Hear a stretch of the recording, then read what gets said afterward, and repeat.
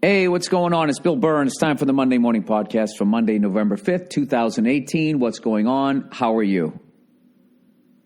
Oh, that's phenomenal. Isn't that wonderful? Hey, everybody, I don't know if you've heard. I don't know if you've been on a TV or near a TV. I don't know if you stream your thoughts at this point through some sort of algorithm on a worldwide network. I don't know if you've heard.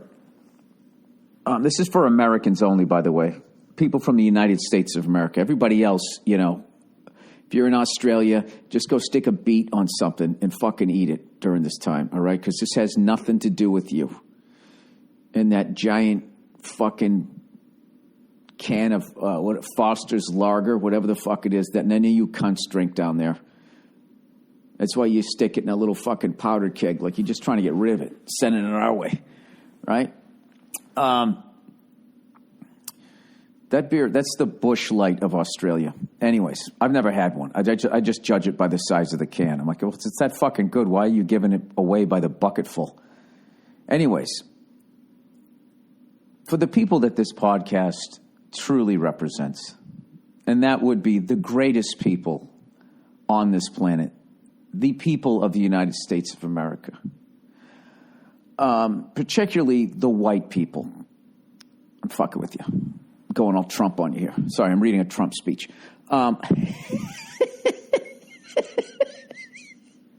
It's a first draft of a Trump speech. Evidently tomorrow, and I didn't know this.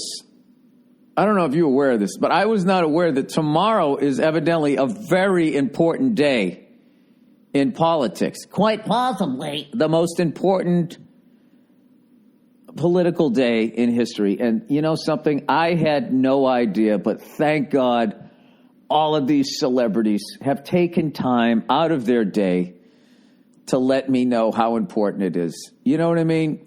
Just when you think a celebrity cannot give more of themselves on screen after they've been driven over in a golf cart and had their fucking hair foofed by some fucking poor bastard in a trailer, right? Foofed, poofed, whatever the fuck it is. Thank God. You know something? And I've been so inspired by all of these celebrities letting me know what is going on in my country. You know what I mean? Why would I listen to people who, I don't know, are in that business for a living? Why would I listen to them when I can listen to somebody who's on a sitcom? And you know what? I've been so inspired. I actually think that I'm going to use, oh, look who's calling in here. Little FaceTime here. My kiddo. Hey, buddy. Hi. Hi. Hey, Nia, I'm doing the podcast. Oh, okay. I'm literally recording right now. You guys are on the podcast. Say hi, Dada. Hi, Dada. Hi, sweetheart. Hey, do you know tomorrow is a very important election day? I did. I've been getting text messages round the clock about it. I had no idea. And then somebody, the third lead in an X-Men movie, let me know that I need to get out there and vote. I got an email from an actor as well. Yeah, I don't know why they're doing that. I have a bad feeling that it's going to drive it the other way. I was just in a car service coming over from the airport, and the guy goes, "I'm voting all red tomorrow. All red." All right, I got to get back to the podcast. I'll see you guys later. Bye, buddy. Bye, sweetheart. All right, I'll see you in a minute. Okay. Yeah, anyway, so what I think I'm going to do, I am going to loan my podcast celebrity to try and inspire some of you to get out there tomorrow. Get out there and vote. And when I say vote, I don't mean go out and decide who you think is the right candidate. I want you to go out there and vote who I want you to vote for. Okay?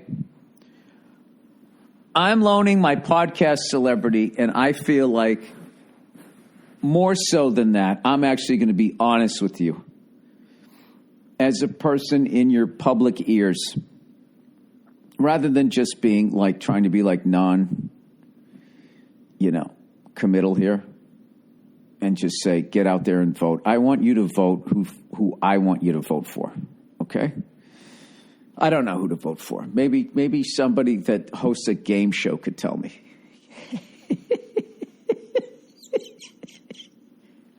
I watch CNN and Fox News all the time. I'm informed. I read the Sunday New York Times. Shut up. Jesus, do these fucking people understand that there's engineers and doctors? You know, I'm too stupid to name another smart job. Veterinarian, the guy who knows how to hook up your fucking cable. I mean, these are smart people. They know it's an important fucking election. They know who they're voting for. All right? I got a bad feeling that they're going to get this wrong the same way they got the election wrong. You know? I actually think that if celebrities wanted this blue wave, they should shut up. Because, you know, people who are on the red side are also watching this shit. It's like you're broadcasting to the Japanese during World War II when you're going to attack. Why would you do that? You got to get on your own frequency, right? Oh, who should I vote for? Maybe De Niro could tell me.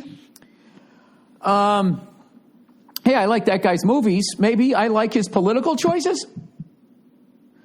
Do you remember back in the day when you just, you know, you didn't bring up politics and you didn't bring up religion and you sat there and you ate your fucking cheese sandwich, you know, and you just, that was it. Every fucking, you know, you got to get out there and vote. And by vote, I mean vote who I'm going to vote for. Oh my God, what is wrong with this country? How come everybody doesn't see it the way I see it? Anyways. Having said that, I usually vote, but I'm going to be here in New York, and I didn't file for the absentee thing, you know? So whoever's not liking this should be happy that I just canceled out my vote, you know? In one of the most important elections of all time. And you know why it's important?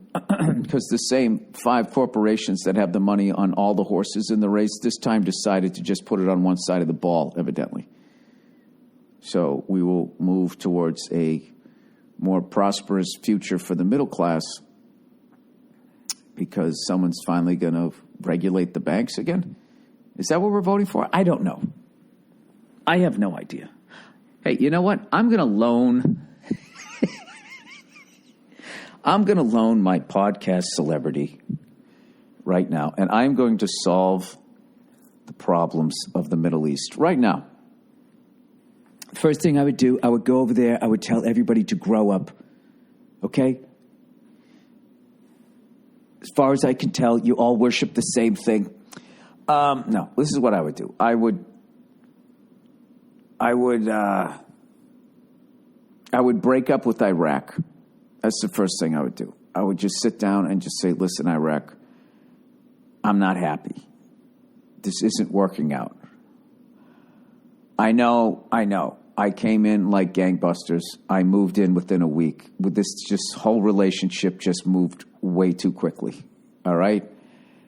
And I just, you know, it's not that I love you, but I don't love you in a way that makes me want to stay. And I would just get the fuck out. You can keep the Starbucks and all these fucking things, right? All right? Switch over to solar power. I would do all of this on the same day, by the way. In my world, you can actually do this. Switch over to solar power. Take that lunatic over at Tesla, you know.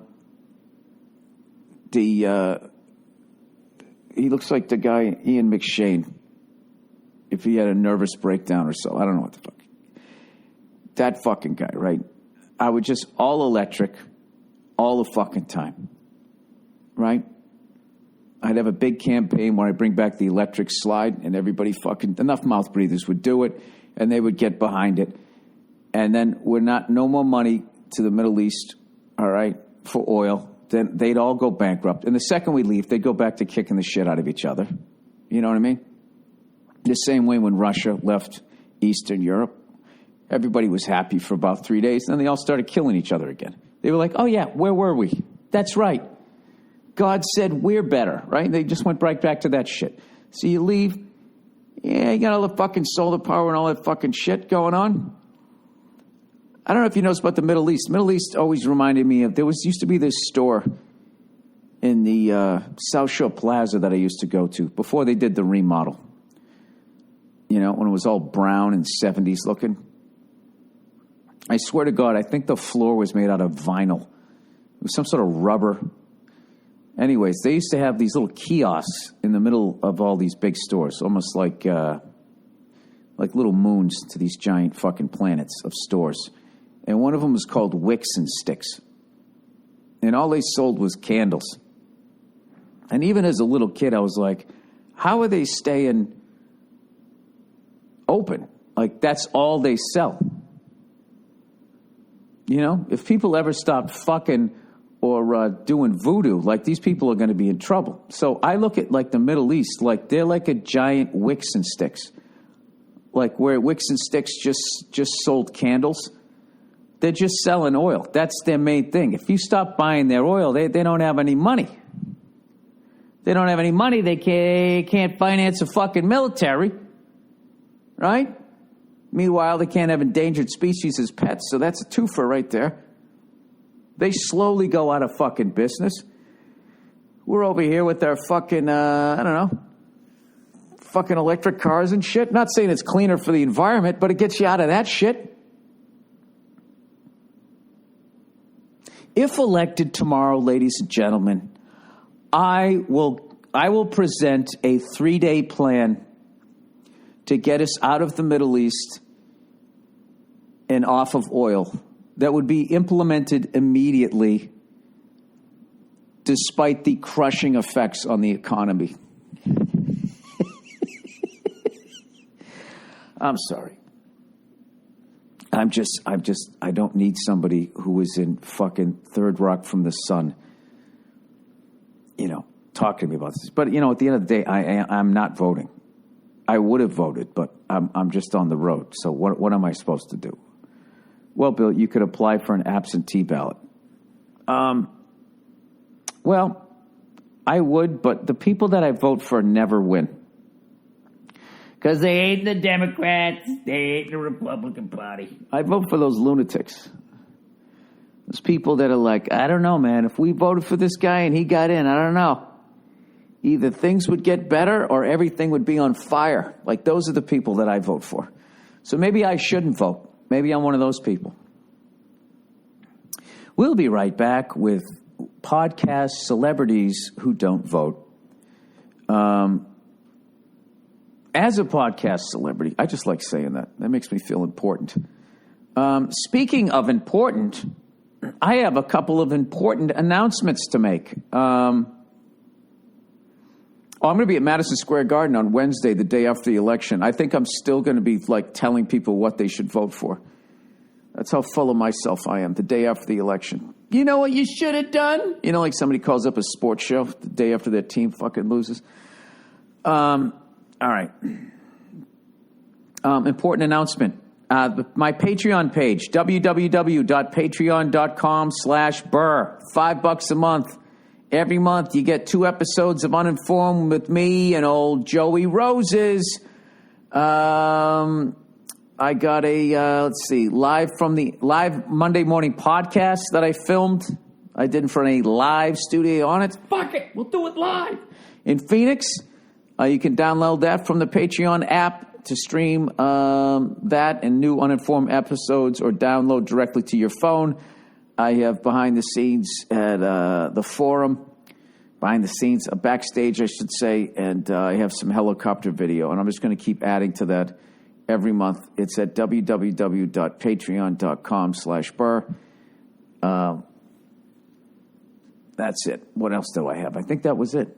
Other than that, I went up and I visited my family back east, and I went to the Patriots Green Bay Packers game. Obviously, was very excited with the outcome of that game. I was nervous because Aaron Rodgers is such a fucking beast, and I was nervous about our defense against him. And Played a little bend, don't break in the red zone. He kind of had all day to pass for most of the game, but when it counted, we got in his fucking grill and made it happen. And I had great seats. You know, after telling Jimmy Kimmel that I sit up top with the fucking real people, I actually got into one of those boxes. And I was sitting right in the front fucking row. They had the window open and shit. It was great. So I was like cold. But then when I walked into the back near the food, I was all warm like I was in somebody's living room. I got treated like an absolute king. So I want to thank the Patriots. And we got the whole trip. I got to see the trophies. I got to talk to Andre Tippett. I mean, it was incredible. It was fucking incredible. And then I watched arguably two of the greatest quarterbacks of all time. I mean, one of them is the greatest quarterback of all time, and then the other one, I don't know. You know, what are we going to put him? He's only halfway done. You know, he's just fucking kicking the shit out of everybody. He's on track, right? He's on track to be what, top 5 ever? He's got to be. You know, I bet if he wasn't doing what he was doing in Green Bay, you know, if he was doing it in a different city like New York, he'd probably already be there. You got to work twice as hard. Twice as hard in Green Bay, I feel like.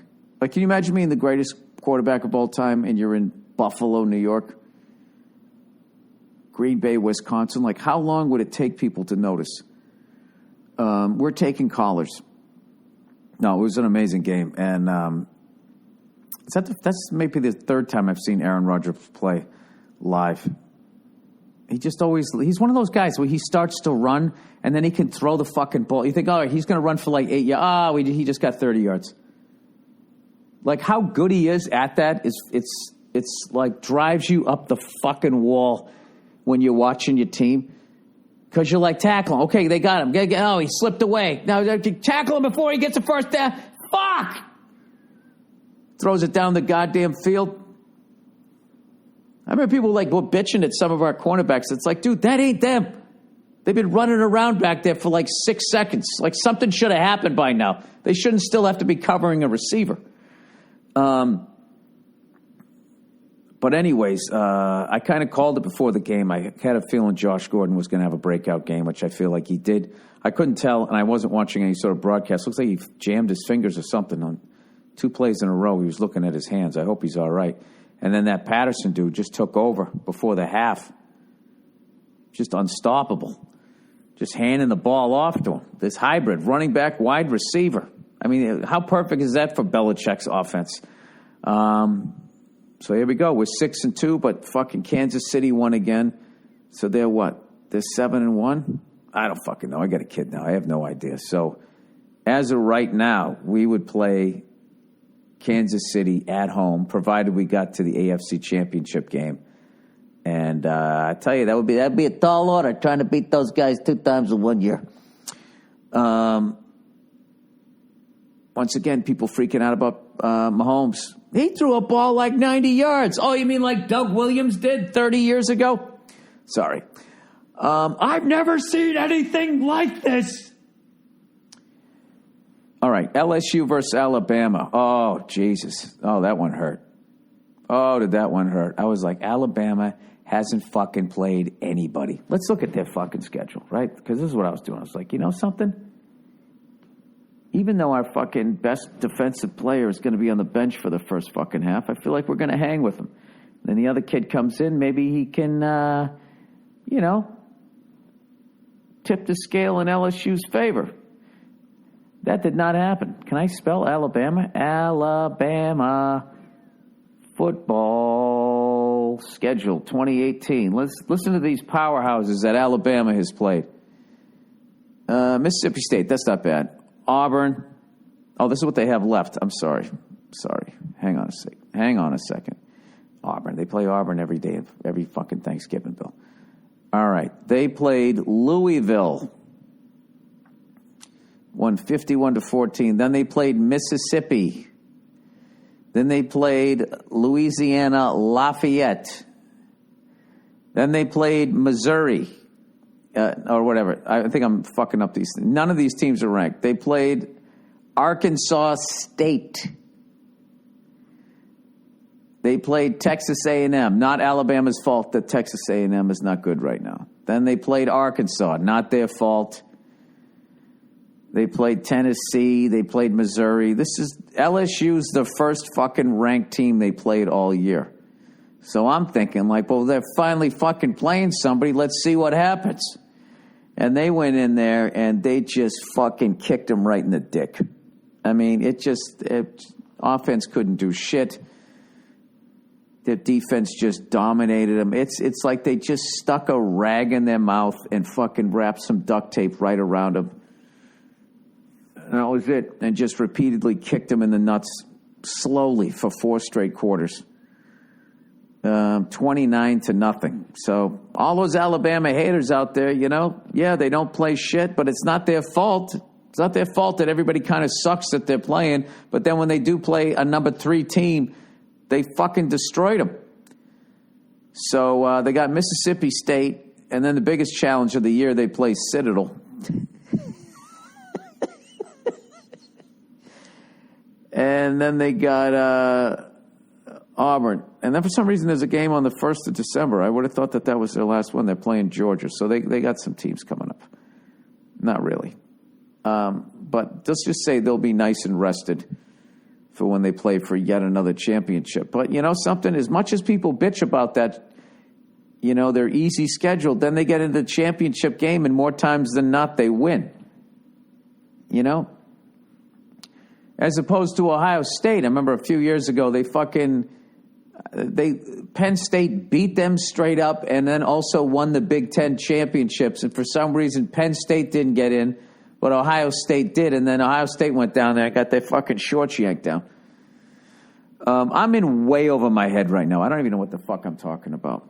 But I can just tell you, as a podcast celebrity, your vote on who should make the NCAA college football playoff is extremely important. It's extremely important that this Saturday coming up is one of the most important Saturdays in college football history. And who would know better than a celebrity podcaster? Oh, that sounds better, doesn't it?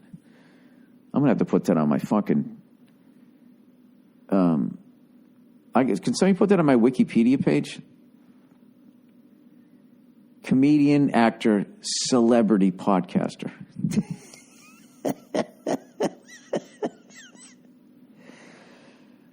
Please don't put that on there. Well, I've already said to do it, so now it's done. Anyways, so I'm hanging here in New York. Going to do my little tune-up show tonight.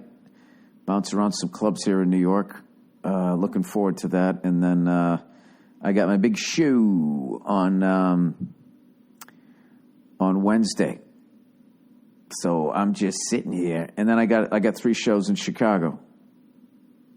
At the Chicago Theater on Thursday, Friday, and Saturday. And then Old Freckles is fucking done for the year. I'm done for the year. So, I got some local shows that I'm doing. But, and I will not be doing shit again until I go out to Eastern Europe, which I already made fun of on this podcast. When are we announcing those dates? I don't know. I think I just picked the headshot they were going to use or something to that nature. So any day now. And, you know what? Fuck this. I'm just going to tell you this. I'm going to tell you the fucking cities I'm going to be in, but I'm not going to tell you the dates. All I'm going to do is tell you that it starts on, what is it? January 2nd. All right, here we go. Let's see if I can find it here. Oh, ho, ho, ho. Billy, when are you going to fucking Eastern Europe? Well, where the fuck are they? Oh, that's not it. Oh, why is it? You fucking motherfucker. Why aren't you showing me what the fuck I want? All right, you know what? I'm just going to put in Eastern Europe. How about just Europe? Eastern Europe. Okay. All right. I'm going to be in Prague, Vienna, Berlin, Warsaw, Latvia. I don't even know where that is. Lithuania, Estonia, Bulgaria, Cologne, Munich, Offenbach, Germany, Budapest, Hungary. I might have read those kind of backwards. That's going to be from January 3rd until Sunday, January 13th. 10 days. And I'm bringing Paul Verzi with me.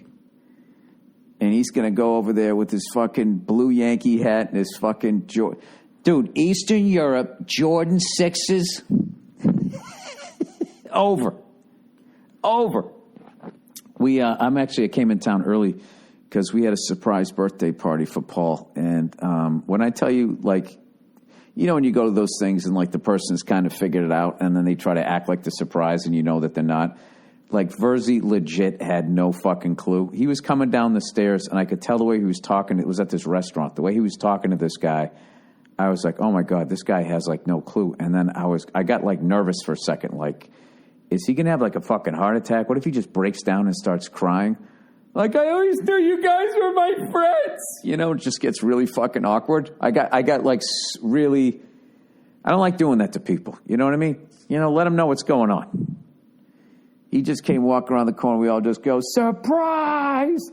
And he did like a fucking double take, put his hand up to his face, and then just walked out of the room for a second. But it was funny. Everybody laughed, and then he came back.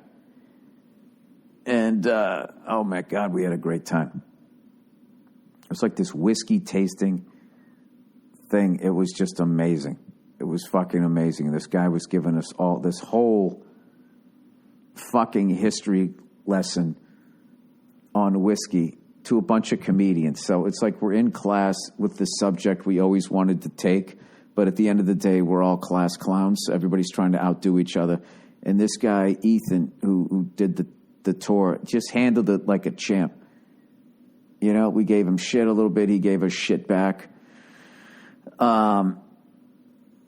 It was just such a fucking great time. Then he had somebody like hand rolling cigars. It was really, it was amazing. And then I went up to the Patriots game. Yeah, you know, this is what it's like, people, to be a celebrity. All right, I'm going to stop with that joke. All right. Anyways, so I'm back here in New York, and I was watching today on ESPN. They said the Lakers hit a new low in the LeBron era. It's like he just fucking started. He's like a month into it. Magic Johnson said they're on a 2-year plan. The first year's going to be rough, and then they're going to clear all this cap space, and they're going to buy a bunch of people and make a run at fucking Golden State. I mean, the guy said that. He said that's what I'm going to do. I don't understand why ESPN is trying to make me act like this is like this big failure and Luke Walton needs to be fired. They said it's a 2-year plan. We're barely we're not even 2 months into this. Jesus Christ, fucking ESPN. I swear to God, they're worse than CNN and Fox. That's why I don't watch any of those channels. I just tell me who won the game. Get me all fucking anxious. We had a meeting with Luke Walton. They said it wasn't, you know, it didn't concern his job, but could it have been his kidneys? Sorry. Anyways, I actually been going to the gym out here in New York, and you know, I had a little bit of a setback with my shoulder, and now I'm back.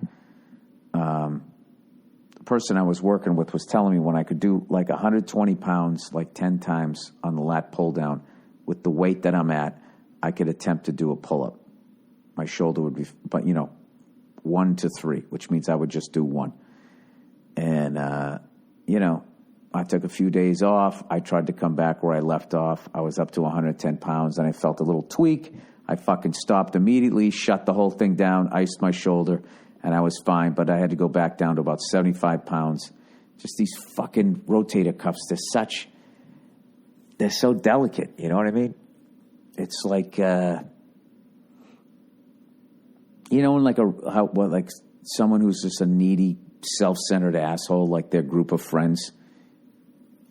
It's just like I don't know what their deal is. It's like this entourage of people. Like that's kind of like what your rotator cuff is like that person. You know, if your shoulder muscles were a bunch of different people. Bill, what are you talking about? I don't know. I'm just trying to fill fucking time. Let me read some advertising here. How about that? Huh? Did I copy and paste the advertising? I don't think I did. Here we go. My agent's probably going to give me shit for reading those fucking names of those cities. I mean, what am I supposed to do? I've been pre-hyping it for a while. By the way, that my Eastern European tour is going to be one of the most important stand-up tours in the history of Eastern European stand-up tours by bald, red-headed males who grew up in Massachusetts, south of Boston. All right. Oh, my bookie, everybody. Hey, sure, watching football's fun, but would you like to have a little bit of fucking action on it? But it's more entertaining when you have some action on the games. Guys, you've heard me talk about this for weeks, and some of you are still on the sideline like a bunch of Marys. Whether you're an expert or a rookie, you should be betting my bookie. At my bookie. If you're the kind of guy that likes to bet a little and win a lot, like playing the numbers on roulette, you can create a big parlay. Pick 3 teams to win, and if you hit all 3, you could turn $100 into $600. I never do the parlays. That's like fucking doing a murder with somebody else, you know? Somebody's going to rat somebody up. You know what I mean? I do individual bets. Anyways, there's so much to bet on: playoff baseball, basketball, hockey, primetime fights, and more. Also, make sure to follow at BetMyBookie on Twitter or Instagram. They personally respond to every mention in DM. Not to mention, they've given away nearly $10,000 in free money to their followers this football season. You'll be the first to know as soon as the odds and props are posted. Log on to MyBookie right now. Don't miss out on your last opportunity to collect the industry's biggest bonus. Use promo code Burr and you'll get your first deposit matched 100%. That's promo code Burr, B-U-R-R. You play, you win, you get paid. Or you lose, you pay, and maybe your girlfriend breaks up with you. Just giving you all the possibilities here. Oh, Jesus Christ, I don't read all this shit. FrameBridge. If you've been listening to this show, you've heard me talk about FrameBridge, the most important framed bridges tomorrow on Tuesday. They make it super easy and affordable to frame your favorite things. From art, I just immediately pictured somebody framing their dick for some reason.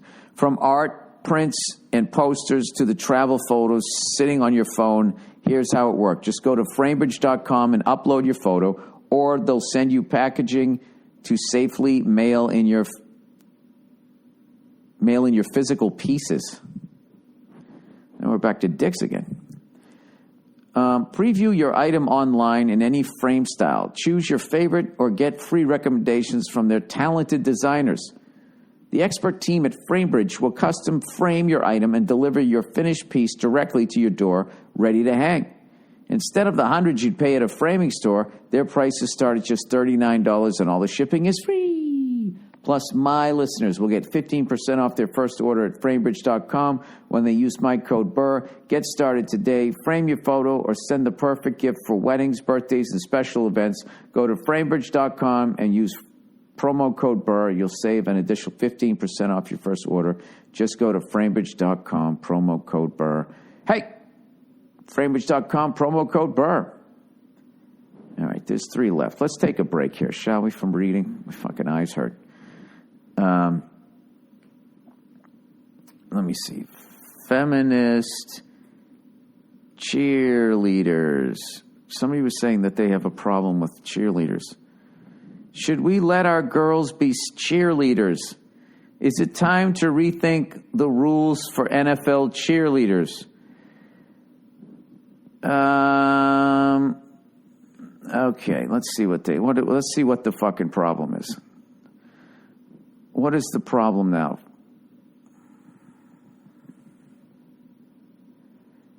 Okay, 40 years ago this month, a visitor at the Dallas Cowboys cheerleading tryouts described a scene that was, quote, as tense as an open casting call for a Broadway production with 150 women. The most envied, celebrated, and sought after in the country, shivering in an overly air-conditioned room. Oh, that's like being backstage at Letterman. It was fucking freezing. The women spoke of starvation diets that had lasted for weeks. This sounds like when you got a movie premiere coming out. The Visitor, a New York Times reporter, noted that the cheerleaders were paid next to nothing, $15 a game. They had stringent practice schedules, as much as 5 hours a night, 5 nights a week. The only thing I agree with is how little they pay. They should pay more. And they could not appear where alcohol was served, attend parties of any sort, or wear jewelry with the uniforms. A cowboy cheerleader, above all else, is beautiful, the article said, at a time when the squad was perhaps the most iconic side. So what is the fucking problem? 4 decades later, the world may have changed, but the rules of professional cheerleading appear to be essentially the same. No. These people, they don't even know what the fuck they're talking about. First of all, cheerleaders, they used to lead cheers before there was the big fucking, what do you call them? The big fucking flat screens and all the music. Go shorty and all that shit, you know? Everybody clap your hands before all of that shit. They would lead people in cheers. But then when it became obsolete, so now what they really are is they're just sort of dance teams. And then when there's a stoppage of play, they come out, bo, bo, bo, bo, break it down, right? They just do some shit. And this is just, once again, I swear to God, this is just fucking, I'm telling you, like, the women who are going to complain about this, no one's going to ask you to be a cheerleader. This is like me being concerned with the models at Coppertone. Being like, are they being, tanning is not the most healthiest thing. And in the end, it's really, I'm just jealous because I don't have any pigment. And look, according to the internet, like a mongoloid. Is it time to rethink this? I don't think I've ever seen, with all of the true, huge, fucking gigantic fucking problems out there, I don't think I've ever seen a time where just like the most frivolous shit gets bumped all the way up to the top. It's like all those fucking assholes that somehow board the plane before Group 1. Well, you're just looking, how the fuck did that person get on? 2 people today got on, not veterans, no kids, not limping. Somehow got on before everybody else. It's just like, what the fuck did they do? And my buddy just sent me something. This is going to be the new scam in aviation, is everybody just paying money and extra shit just to be able to get on that fucking plane first. My buddy, Dean Del Rey, sent me this thing. It's like $5,000 a year.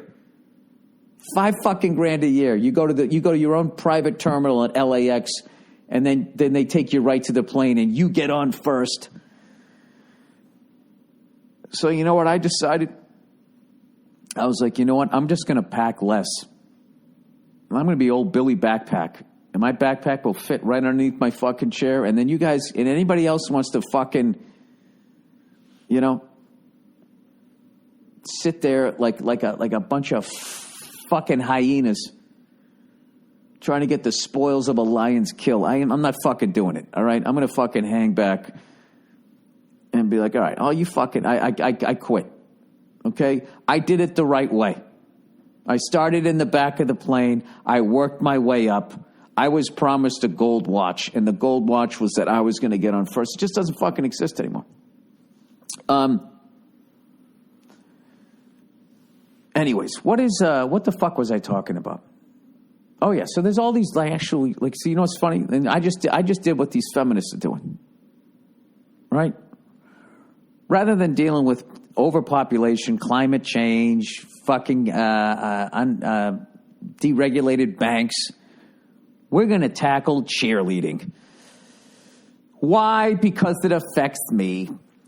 And I love that I went on that fucking rant about people getting on the plane first, because I just showed them just as fucking bad as they are. So God bless them. Let them bitch about a fucking job they're never going to be offered. How fucking full of yourself are you? Should I let my daughter cheerlead? Well, is she good looking enough?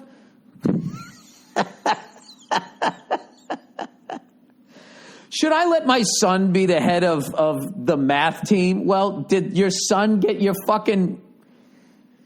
I'm actually making fun of myself here. You're fucking, should I let my kid read out loud on the radio? No, Bill. For the love of God, no. Anyways, policy genius, everybody. That was just a little break. That's what feminists are concerned about now. Cheerleading. Hey, there's a swirl of trash 2 times the size of Texas, 2 miles deep out in the Pacific Ocean. I don't give a fuck. Full of pom-poms. I don't give a shit. Let's talk about cheerleading. All right, policy genius. Life insurance isn't the most enjoyable thing to think about. Most people don't like thinking about dying. I can tell you right now, I got a life insurance policy, and now all of a sudden, I know,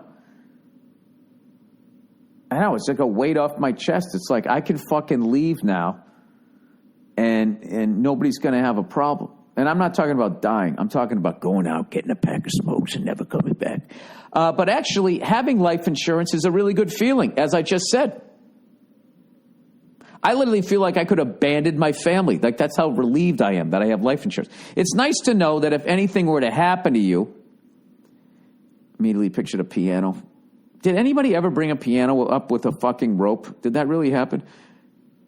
And why would somebody walk underneath it?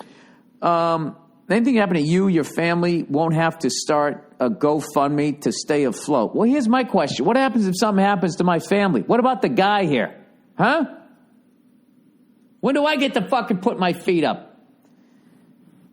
Motivate your audience. Talk about your experience with the product/service. Choose 1 to 2 copy points to rotate into your spot. Well, I already told you how much I like life insurance. I just did it before you guys advertised here, so I didn't use Policy Genius. But, had I known that there was a Policy Genius out there, I would have used it and would have saved myself a fucking small fortune. Right? My loved ones would be eating caviar rather than tuna fish. Policy Genius is the easiest way to get life insurance online. In just 2 minutes, you can compare quotes from the top insurers to find the best policy for you. And when you compare quotes, you save money. It's that simple. Policy Genius has helped over 4 million people shop for insurance and placed over $20 billion in coverage. And they don't just make life insurance easy. They also compare disability insurance, auto insurance, and home insurance. If you care about it, they cover it. Call to action. So if you've been avoiding getting life insurance because it's difficult or confusing, I don't get it, man. Give Policy Genius a try. Just go to policygenius.com. For all you dummies out there, that's POLICYGENIUS. Genius is such a hard word to spell, isn't it?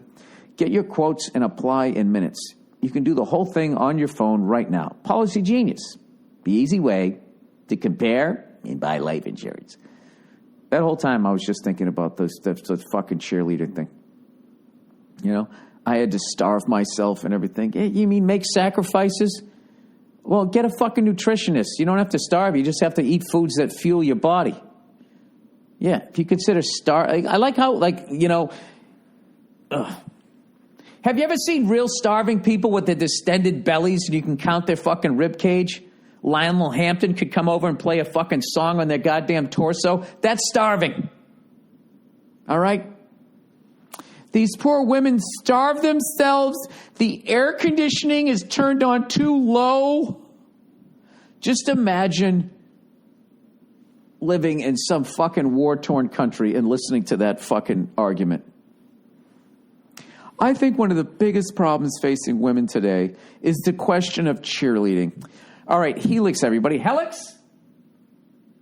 You ever wake up in the morning, well, do you, with regrets of what you've done? Jesus Christ. Telltale heart? Is your roommate buried underneath your floorboards and your best friend, Dad, the cop, is coming over? Replaying the terrible decisions you've made the previous night over and over and over? Jesus Christ, yes. The kicking, sweating, yelling, or whatever else you did to piss off everyone in the bedroom. Well, guess what, bud? Deciding to sleep on a shitty mattress is your choice. Wait a second. Are you telling me if I have a nice mattress, I won't regret decisions I made as a younger man? This might be the greatest sales pitch I've ever heard in my life. What else can it do? Are you sick of your dick staring down at your ball bag when you wake up in the morning. Wouldn't it be great if it was fucking pointing at the ceiling? Is it to say there's a fucking raccoon up there? Be careful.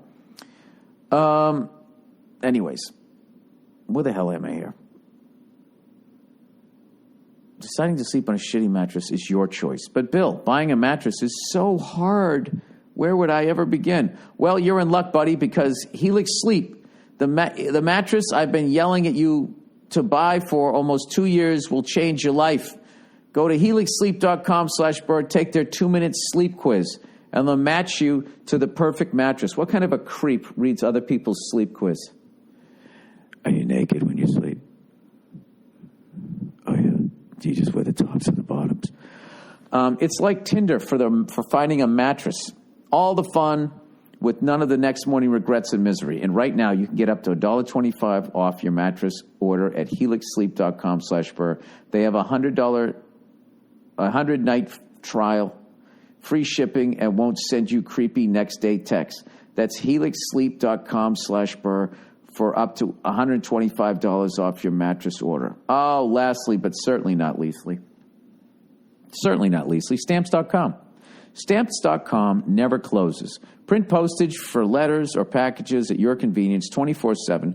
Print postage for any mail class right from your own computer. The exact amount of postage every time. Never underpay or overpay.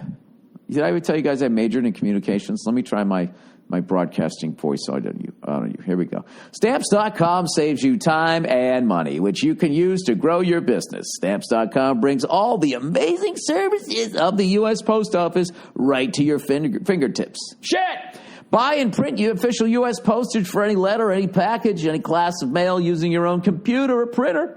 Stamps.com makes it so easy. Even your stupid kid can do it. They'll send you a digital scale, automatically calculates the exact postage. Stamps.com will even help you decide the best class of mail based on your needs. You can even take your daughter and put her on the scale and weigh her just to see if she's light enough to be a cheerleader. No need to lease an expensive postage meter. And there are no long-term commitments. And right now, you too can enjoy the Stamps.com service with a special offer that includes a 4-week trial plus postage and a digital scale.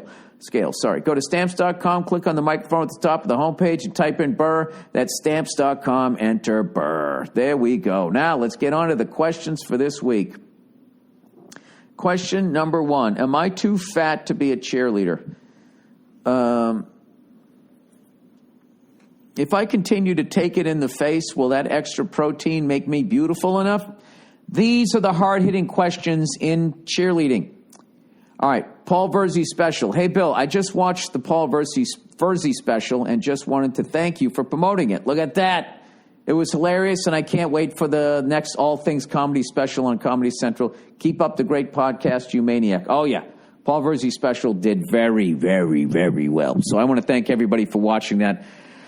Verzi is Virzi. I'm sure they got it streaming on their website. You know how those guys are. Everybody knows what they're doing over at Comedy Central. And Paul's just the first. We got 3 more specials coming, and we're picking all comics that other comics like. And I'm very proud of the group that we have coming. I'm not allowed to say who they are. When I can, I will. All right, that's it. All right, advice for olive oil. Olive oil. Number 1, Bonito Billy. I'm another 22-year-old lady and long-term lover of the podcast and truly all of your work, to be honest. As an Amazonian myself, just shy of 6 feet. Oh, this is for that woman who wrote in olive oil. I wanted to reach out and offer some advice to my girl Olive Oil from last week. I co-sign everything you said about loving yourself, and some guy will love you just the way you are. But I just wanted to put my 2 cents of advice in as well. Joe, Jesus, get on with it there. Which is, lift some weights, girl. Thankfully, my prayers were answered around the time I reached adulthood in the form of a nice little waist-to-hip ratio and some chest. Praise God, but I was never satisfied with my rear end until I met my husband, who is jacked.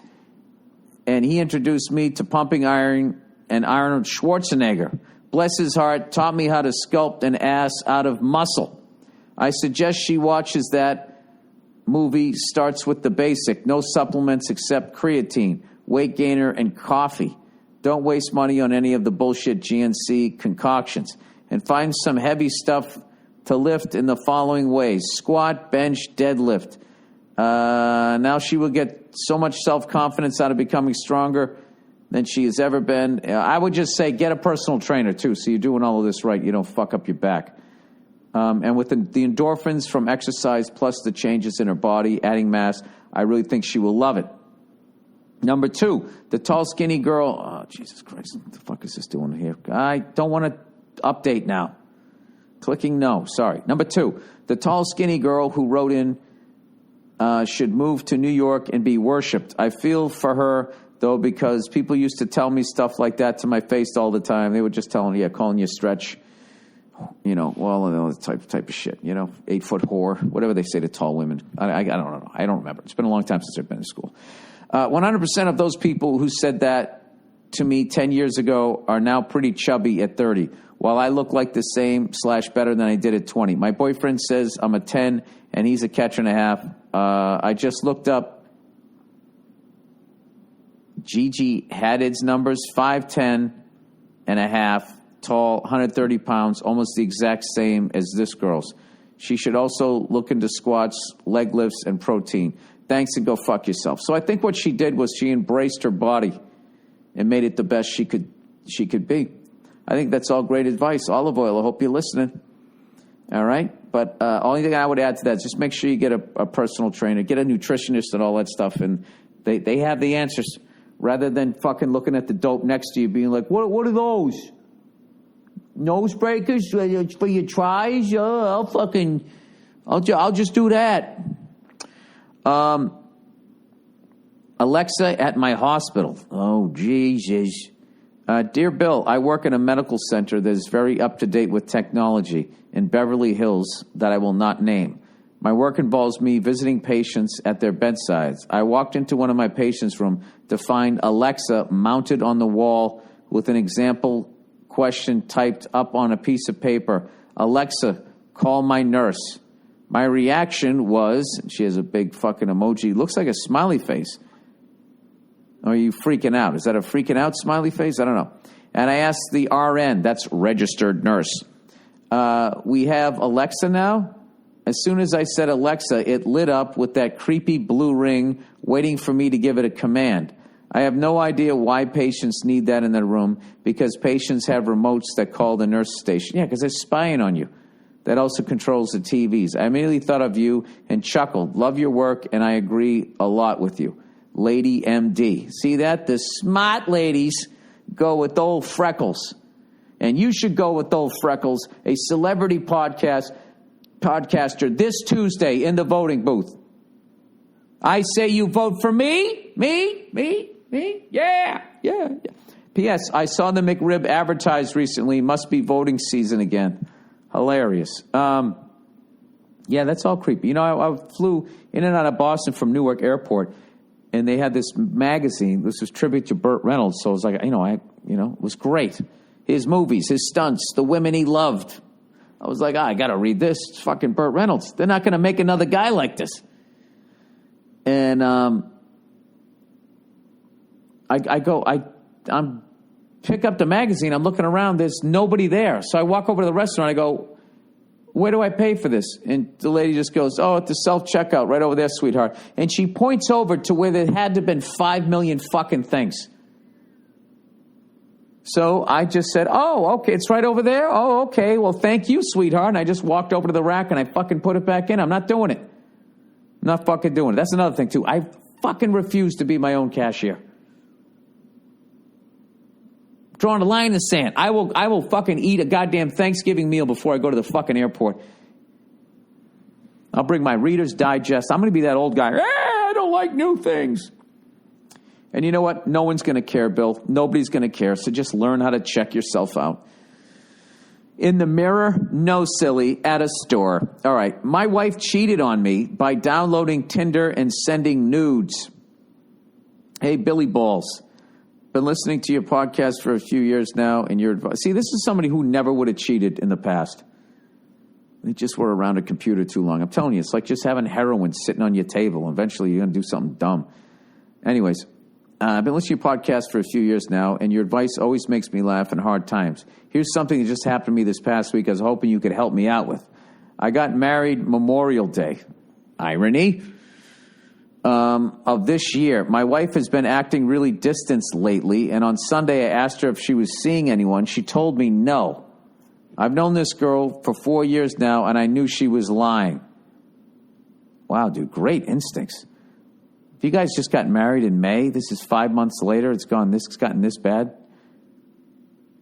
When I asked to look at her phone, she quickly deleted something and refused to let me see her phone, physically attacking and scratching to keep me from seeing it. She then admitted to downloading Tinder about 2 weeks ago and has been talking to a guy and sent him some pictures, claiming to never have met him, and I believe her.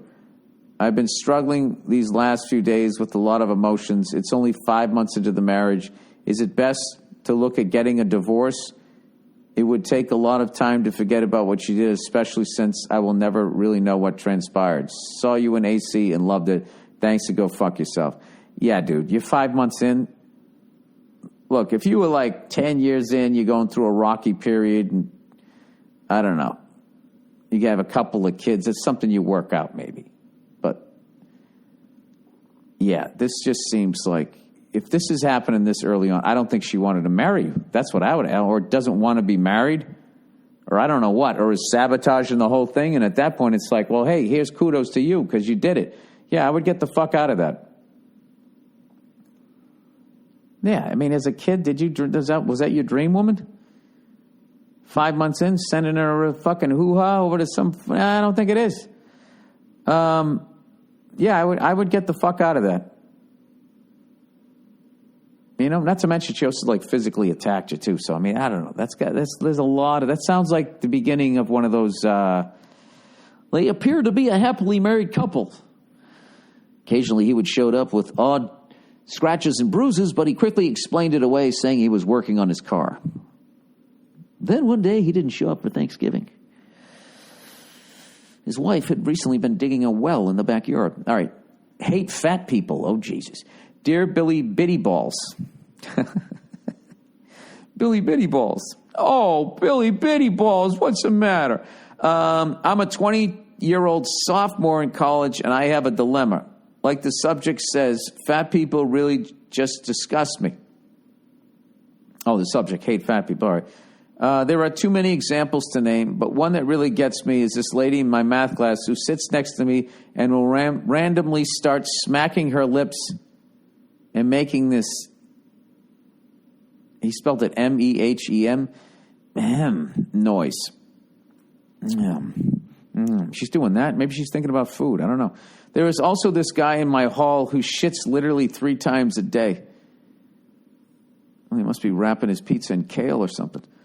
Because I see him go to his room with pounds of food at a time. My dislike isn't anything malicious, and I just can't help it, but I'm just stuck between a rock and a squishy place and surrounded on all sides by the fatties.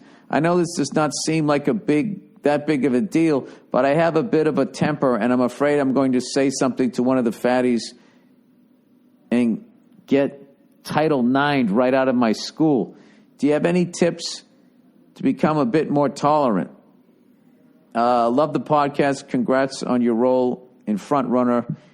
You should grow that mustache and keep it and go fuck yourself. I did grow that mustache. I grew that mustache when I played the cop way back on Chappelle's show.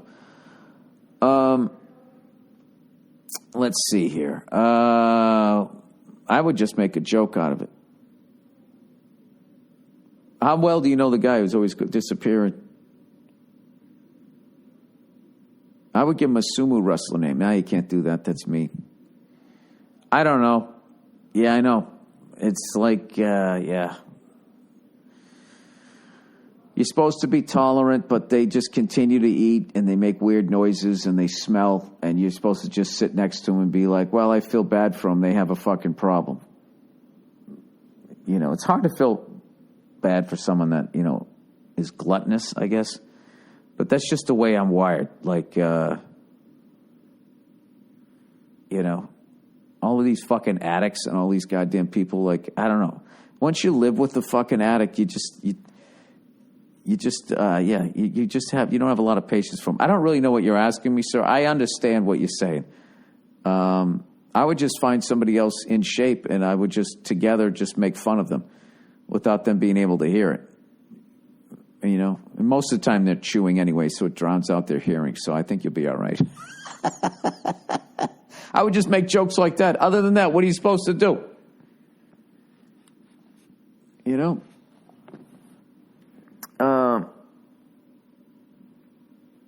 I don't know.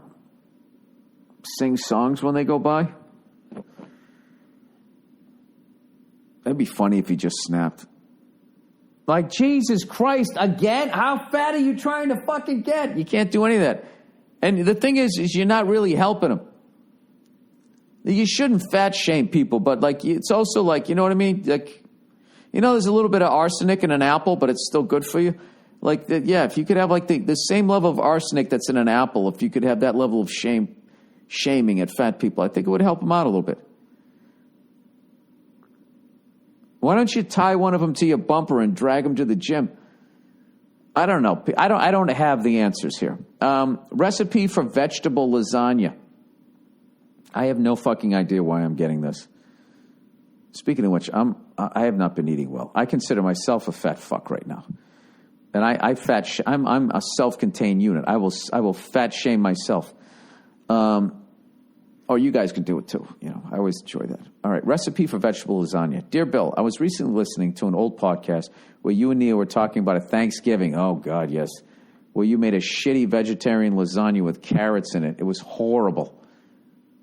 Oh, my God, it was one of the worst Thanksgivings ever. Made me think of a great broccoli lasagna recipe that my roommate and I would cook.